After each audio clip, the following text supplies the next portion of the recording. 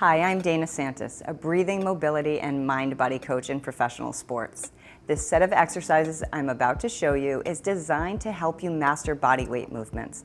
And that's important because we all have bodies and we need to move through all planes of motion. And that simply means the sagittal plane, which is just forward and backward, and that's where we spend most of our time. But we'll also address the frontal plane, and that's side to side, and the transverse plane, which is rotating.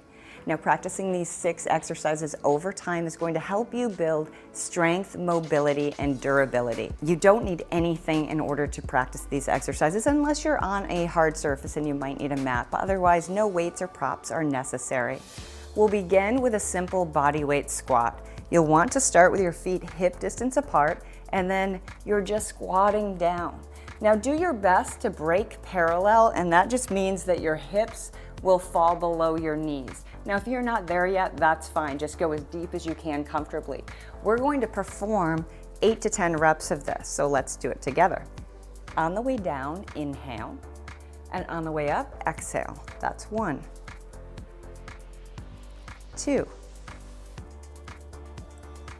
3. Now, you might notice that my feet, keep going with me, my feet are pointed straight forward. If it's more comfortable for you to angle your feet out, go for it. But just make sure that they're angled out evenly. Also, notice that I'm pressing my knees out as I come down. That helps you really activate those muscles. 1 more. Excellent. This next exercise is called the single leg hip hinge. Lift one leg and place your hand in that crease that you feel. Then imagine you've pulled a table up to that crease and you're folding over with a nice flat back. Now, if you feel too much of a pull in your hamstrings, you can just bend your knees. Now, of course, we're doing this on one leg at a time because it's a single leg hip hinge. So you'll shift your weight over to one side, you'll lift the opposite leg, and then remember this hip crease here, you'll hinge forward. We'll take our arms out to counterbalance that leg behind us. And then you'll bring yourself back up and just gently, very lightly touch the foot there. So we're going to perform 8 to 10. I'll do 8 with you right now on this right side. So we hinge forward and then come back up. And then hinge forward and come back up. This is definitely going to challenge your balance. If you need help with balance, you can always put a chair next to you or be able to hold the wall as you perform this. So that's 4.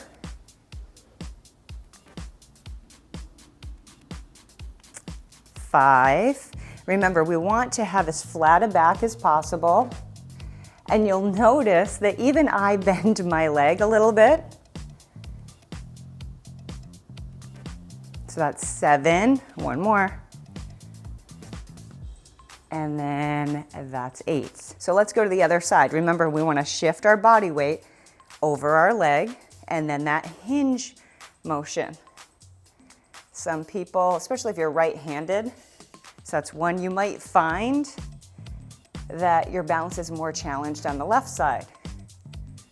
Also, one note too, you want to keep your head and neck in line with your spine.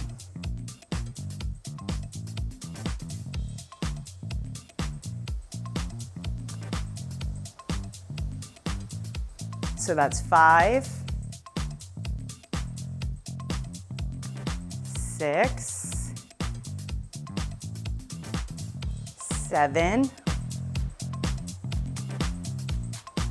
last one. And remember, that back leg does not have to be straight. Just do your best. To set up for this, I want you to hinge your hips back, but you're going to bend your knees. So hinge your hips back like this, feet are still hip distance apart, and then you'll set your hands just outside of your knees.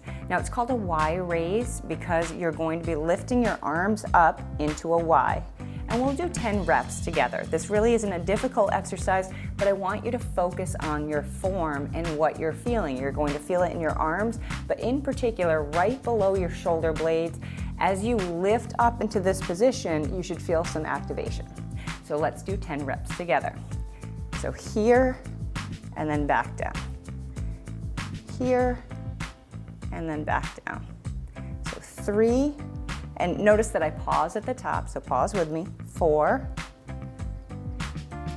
5, 6. Also notice that my palms are facing each other and thumbs up. 8 and 9. My head and neck stay in line with the rest of my spine. 10. You did it.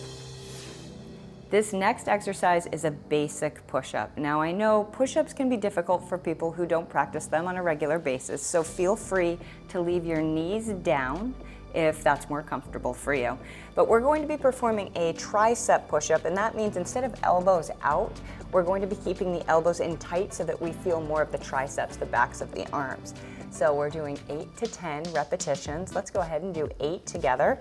So you set up in a plank position, your wrists are right underneath your shoulders, and then your feet are hip distance apart. Make sure that your butt isn't up high, your core is engaged, and you have a nice long line with the back of your body. Your head and neck stay in line. I'm looking up to talk to you occasionally, so here we go. So inhale, come down, and then exhale, push up. That's 1. Inhale, come down, exhale, push up. 2, 3. Remember, you can keep those knees down if you need to. 4, 5, core is tight. 6, 7, 8. This next exercise is a kneeling T-spine twist. So you'll get into the position like I am here if possible, sitting back on your heels, and then just place your hands in front of your knees, and then we'll replace the left hand position with the right hand. So my right hand is now in front of my left knee. And then what we're going to do is take this left hand and raise it up. So that would be 1 repetition. We're going to do 8 to 10. I'll do 8 with you. So that's 1. As we inhale, we take that arm up. Exhale, bring it down. That's 2. So we're focused on rotation from the middle of our back. 3. We follow that hand back. 4. Big inhale, bring it back down. 5. 6. 7. Last one. 8. Now same thing, other side. So we're going to place the hands back in position, replace the right with the left, and then here we go.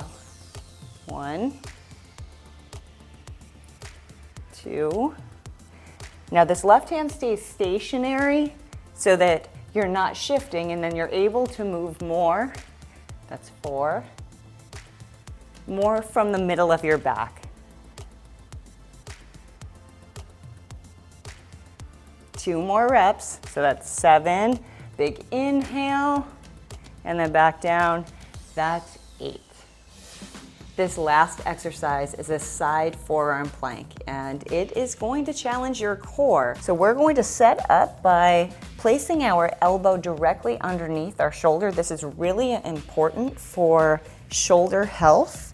Hips are lined up above each other like this, so shoulders are lined up above each other as well, and then each rep is simply lifting your body up. So I'll demo a rep and then I'll show you how to modify. So I'm going to lift up, and that's an exhale, by the way, and then bring myself back down. So you'll feel it really challenges your core. If that's too much for you, you'll bend your bottom knee to 90 degrees, and then your knee is going to help support you as you come up. So just like that. Now we'll do 8 reps on each side. So modify if you need to, or follow me in the full version. Here we go. So exhale, and then down. That's 1. So hips up. 2, don't let your body rotate. Good. 4, 5. Feel your core turn on. Feel those obliques. Keep your head and neck in line with your spine. And then last one, and we switch to the other side. So same setup on this side. If you modified on the other side, modify on this side. You'll get stronger as you practice this. So here we go. Exhale up, and then bring it back down. So 8 reps. That's 2. Remember, exhaling. That's 3. Hips lifting up. 5, 3 more, head and neck in line with your spine. Don't drop your chin. And then last one. Now that you've gone through all the exercises and you know what to expect and have a better feel for how strong you are and how well you move through them, you can decide whether you want to repeat them for 2 rounds, maybe 3 rounds, even 4 rounds at a time. And then you'll find that as you continue to practice, that you'll get better and better. And doing this 2 or 3 times a week is ideal, but you're not going to hurt yourself if you do it every day and you're paying attention to form. So you decide what's right for you and fits into your schedule.